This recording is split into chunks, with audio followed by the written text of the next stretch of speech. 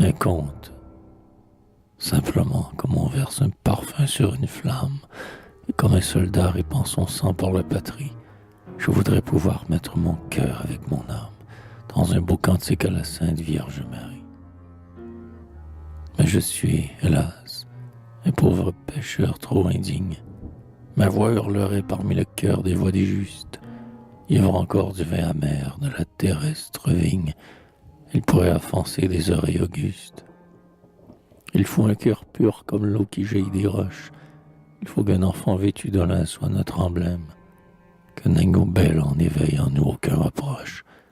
Que l'innocence nous saigne un brûlant diadème.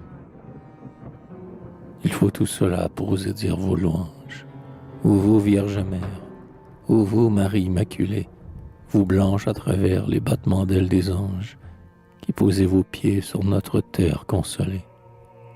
Du moins, je ferai savoir à qui voudra l'entendre comment il advint qu'une âme des plus égarées, grâce à ces regards cléments de votre gloire tendre, revint au bercail des innocences ignorées.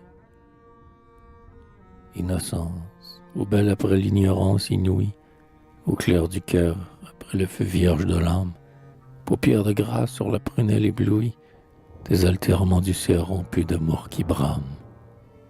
Ce fut un amant dans toute la force du terme, il avait connu toute la chair, infâme ou vierge, et la profondeur monstrueuse d'un épiderme, et le sang d'un cœur, cire vermeille pour son cierge. Ce fut un athée, et qui poussait loin sa logique, tout en méprisant les fadaises qu'elle autorise, et comme un forçat qui remâche une vieille chic, il aimait le jus flasque de la mécréantise. Ce fut un brutal, ce fut un ivrogne des rues, ce fut un mari comme on en rencontre aux barrières. Bon que les amours premières fussent disparues, mais cela n'excusant rien l'excès de ses manières. Ce fut, et quel préjudice, un Parisien fade, vous savez, ces provinciaux 100 fois plus pires, qui prennent au sérieux la plus sotte cascade, sans s'apercevoir, ou leur âme que tu respires. Race de théâtre et de boutiques dont les vices, eux-mêmes, avec leur odeur rance et renfermée, lèveraient le cœur à des sauvages leurs complices, race de trottoirs, race d'égouts et de fumée. Enfin un sot, un infatué de ce temps bête, dont l'esprit au fond consiste à boire de la bière, et par-dessus tout, une folle tête inquiète, et cœur étouvant, vraiment, mais vilement sincère. Mais sans doute, et moi j'inclinerai fort à le croire, en quelque coin bien discret et sûr de ce cœur même, il avait gardé, comme qui dirait la mémoire, d'avoir été ces petits enfants que Jésus aime.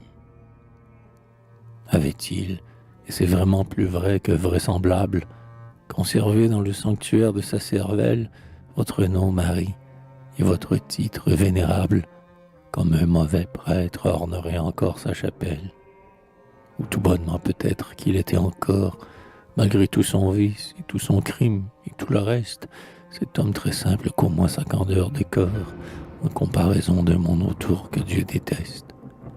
Toujours est-il que ce grand pécheur eut des conduites, folles à ce point d'en devenir trop maladroite, si bien que les tribunaux s'en mirent, et les suites, et le voyez-vous dans la plus étroite des boîtes. Cellule, prison humanitaire, il faut taire votre horreur fadasse et ce progrès d'hypocrisie, puis il s'attendrit, il réfléchit par quel mystère, ou Marie ou vous, de toute éternité choisie. Puis il se tourna vers votre fils et vers sa mère. Oh, qu'il fut heureux, mais là, promptement tout de suite, que de larmes, quelle joie, ô mère, et pour vous plaire, tout de suite aussi le voilà, qui bien vite quitte. Tout cet appareil d'orgueil et de pauvre malice, ce qu'on nomme esprit et ce qu'on nomme la science, et les rires, les sourires où tu te plisses, lèvres des petits exégètes de l'incroyance. Le voilà qui s'agenouille, et, bien humble, égrène, entre ses doigts fiers les grains enflammés du rosaire, implorant de vous, la mère, et la sainte, et la reine, l'affranchissement d'être ce charnel aux misères. Oh, qu'il voudrait bien ne plus savoir plus rien au monde qu'adorer obscurément la mystique sagesse, qu'aimer le cœur de Jésus dans l'extase profonde, de penser à vous en même temps pendant la messe. Oh, faites cela, faites cette grâce à cette âme. Ô vous, Vierge Mère, ô vous, Marie Immaculée, tout en argent parmi l'argent de l'épithalame, qui posez vos pieds sur notre terre consolée.